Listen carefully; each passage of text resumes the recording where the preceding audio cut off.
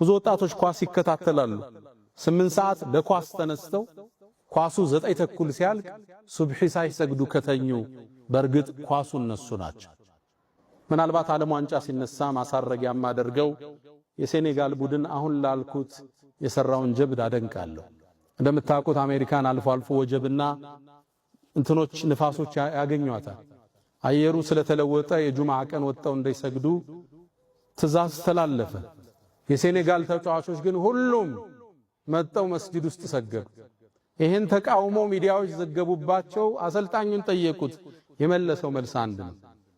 እናንተ ዝናቡን፣ ቸነፈሩን፣ ንፋሱን ፈራችሁ፣ እኛ ደግሞ ሰማይና ምድርን የፈጠረውን ቸነፈሩንና ንፋሱን የፈጠረውን አላህን ፈርተን ወደ መስጂድ መጣን አለ። ኳስ ጨዋታ፣ ስፖርታዊ እንቅስቃሴ ከዋናው ዓላማችን ሊያዘናጋን አይገባም።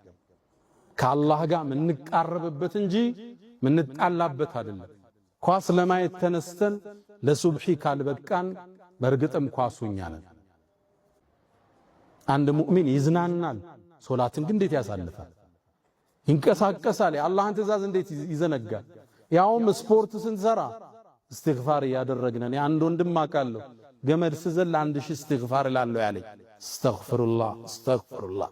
የዚክር ቦታ አድርገው ያን ቦታ።